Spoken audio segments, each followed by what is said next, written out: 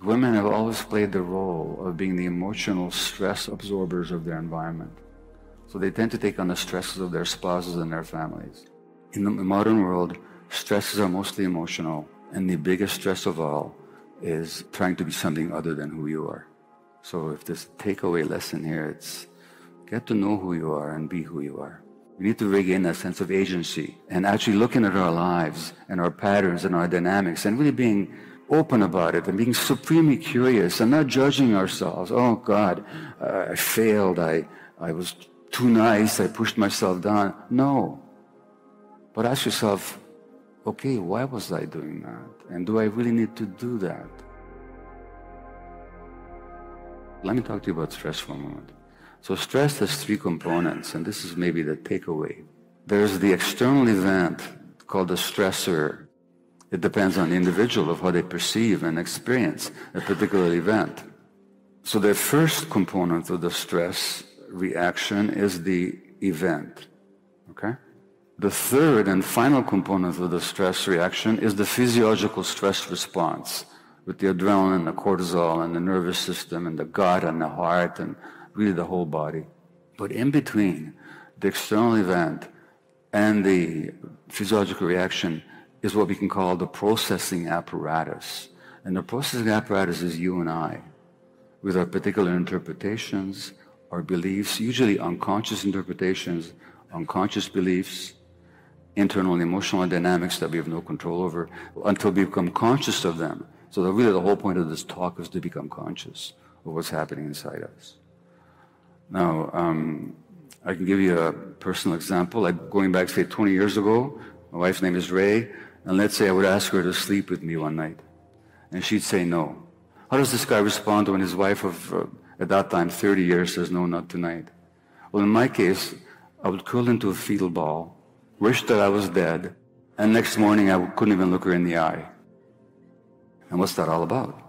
Well, of course, you'd say it's about abandonment and rejection. But I wasn't being abandoned or rejected. She just said not tonight, for any number of reasons. What it's really about is that when I was 1 year old, and some of you who know my life history may know this, I was given to a total stranger by my mother, and I didn't see her for 5 or 6 weeks. And this was to save my life in wartime Hungary in December of 1944. I was just under a year old. John Bowlby, the great British psychiatrist and researcher of attachment, talked about the infant's or the young child's response when the mother doesn't show up. These studies were done here in Britain. The first response of the infant or the child, actually the young child, is anxiety when the mother doesn't come back. The second response is depression. It kind of gives up. Life is not worth living without the mom. And then the kid starts acting normally. He'll eat again, he'll interact and play again. And when the mother does come back, this has happened when kids were hospitalized and the mothers were told not to visit because it's too upsetting for the kid to see the mother come and go, which is wrong, but this is how they did it. The child is physiologically stressed. Her heart rate goes up, but she won't even look at the mother. And Bowlby calls this defensive detachment. It's a self-protection. The message is, I was so hurt when you abandoned me that I will not make myself vulnerable again to that same degree of pain. And these reactions get programmed into our brains, so much so that 5 decades later, my wife, who I know loves me very much, has been through all kinds of stuff with me, says no one night, and I go into the physiological mental response of the infant, and I won't even look at her until I become conscious that this is what's happening. When I become conscious, I can say to myself, well, oh, okay. I'm just telling a story to myself. The story of rejection and abandonment is just a story. And even if I was being rejected and abandoned, I'm not a helpless infant anymore. But you see, we all tell ourselves these stories. And these stories often run our lives. And to the extent that they're unconscious, and to the extent that we keep suppressing ourselves for the sake of attachment, for the sake of being accepted and loved and respected and accepted by others, and we're disconnected from our true selves, to that extent we're stressing ourselves, and to that degree we're actually making ourselves sick. And from that point of view, illness comes along to teach you something. Now, I'm not inviting you to get sick to learn this lesson. Nobody wishes that on anybody else whatsoever. What I am saying is that when illness does come along, or when they did get sick, rather than just simply see it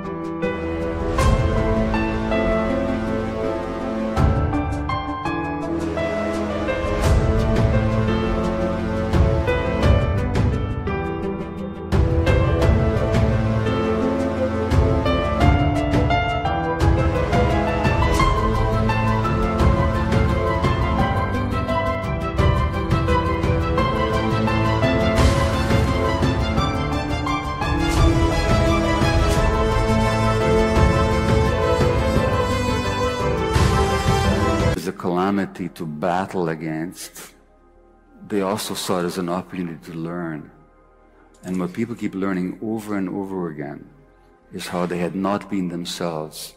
Illness came along to bring them back to themselves. That's what they keep learning. Nobody should be a passive recipient of anybody else's care. We need to regain that sense of agency.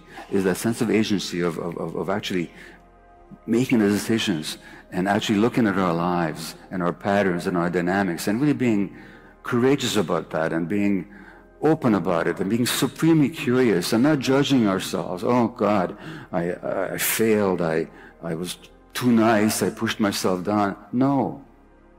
But ask yourself, okay, why was I doing that? And do I really need to do that? Am I still really that infant, a young child, who needs to choose attachment over authenticity? And yes, I may lose some friends.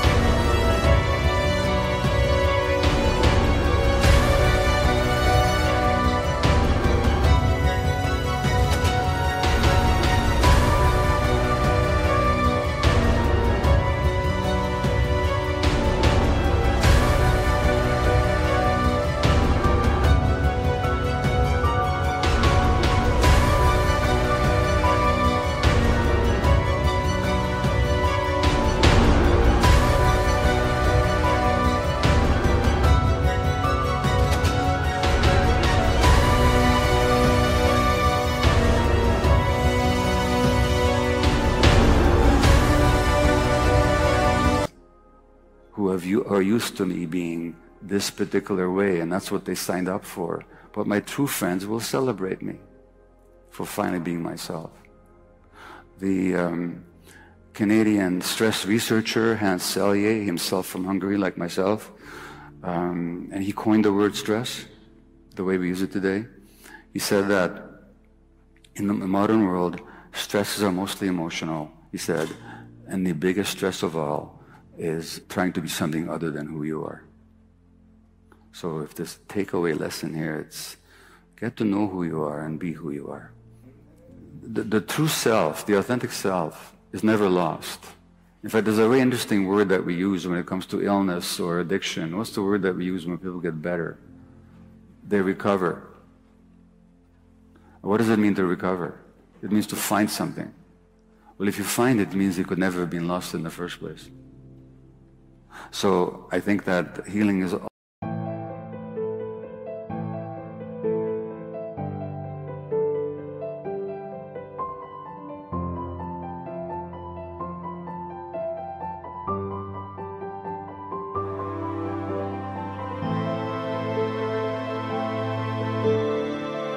always, well, I don't say always. I mean, at a certain point, people are diagnosed at terminal stages where nothing they're going to do is going to relieve them of the burden of illness. But often, becoming conscious, having some agency in your life can make a huge difference. If we only supported people in doing so. Now, let me go back to this question of women and multiple sclerosis. Women have always played the role of being the emotional stress absorbers of their environment. So they tend to take on the stresses of their spouses and their families. They still play that role, for the most part. But on top of that, since the 30s and the 40s, they've also taken on an economic role. But they have not given up the other role. It's not that they haven't given it up. Society hasn't relieved them of it. The men haven't stepped up, for the most part, to share that emotional burden. So women are still carrying that. But now they got the economic role as well. And they're doing so in the context of less social.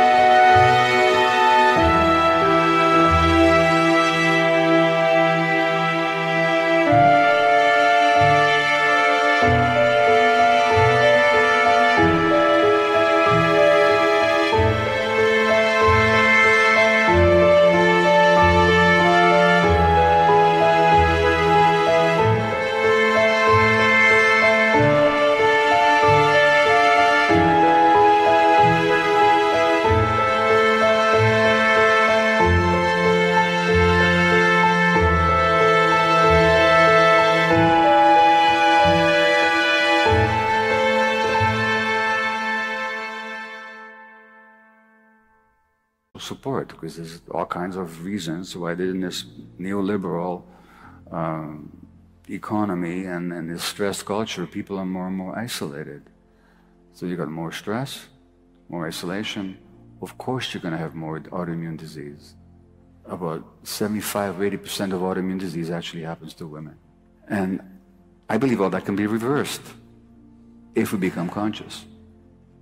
The role of emotions in general is to keep out what's unhealthy and unwelcome, and to let in what is desirable and welcome. So emotions keep out what's unwanted and toxic, allow in what's healthy. What is the role of the immune system? It's the same thing.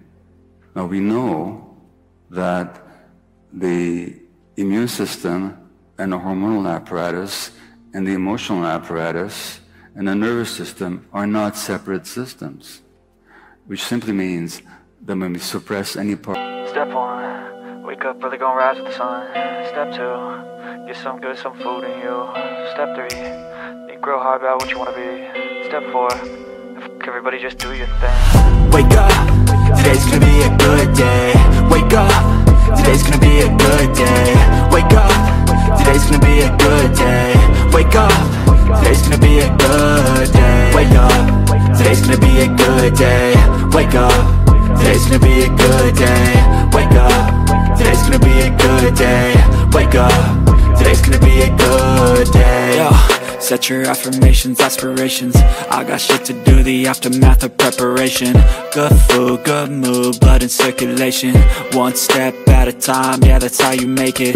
Set a goal you control and the steps you take them. I try to pick one thought, have some concentration. And if I make a mistake, it's called education. I try to do this every day, call it replication. Wake up, today's gonna be a good day. Wake up, today's gonna be a good day. Wake up, today's gonna be a good day. Wake up, today's gonna be a good day. Wake up, today's gonna be a good day. Wake up, today's gonna be a good day. Wake up, today's gonna be a good day. Wake up, today's gonna be a good day. So life ain't easy, yo, I think there's a reason though. Ups and downs, just like every different season, yo. Sometimes I'm high, other times I'm barely breathing, though. I always gotta fight and hide from the demons, yo. Negative thoughts are poison, they rot. Head full of flies, so here come the clouds. They'll never stop unless I can swap all the bad for the good in my head when I'm lost. Yeah, so I'ma fake it till I make it. Positive thoughts are overtaken, I got patience. One day at a time is how you operate a cadence. A flow, you grow, you show yourself a foundation. Stay away from all the shit that causes temptation. I know that I like to do it cause it's sensation. I live my life in my head like a narration. Don't expect greatness, do my best, man, I'll take it. Wake up, today's gonna be a good day. Wake up, today's gonna be a good day. Wake up, today's gonna be a good day. Wake up, today's gonna be a good day. Wake up, today's gonna be a good day. Wake up, today's gonna be a good day. Wake up, today's gonna be a good day. Wake up, today's gonna be a good day. Wake up early, gonna rise with the sun. Step 2, get some good, some food in you. Step 3, think real hard about what you wanna be. Step 4, everybody just do your thing. Part of it, including the psychic apparatus, we're actually affecting the other parts as well. And that's why it's so important to know the distinction between healthy anger and unhealthy anger. Because when you suppress the healthy anger, you're actually affecting every aspect of your physiology. What is usually pushed on in depression? It's anger. And the problem is, when we pushed on one of our emotions, it's hard to experience the others. And now there's this joyless, negative, hopeless experience of depression. It does begin as a coping mechanism in childhood, when the environment could not tolerate your emotions, so you learn to push them down. And then later on, you'll be diagnosed with depression.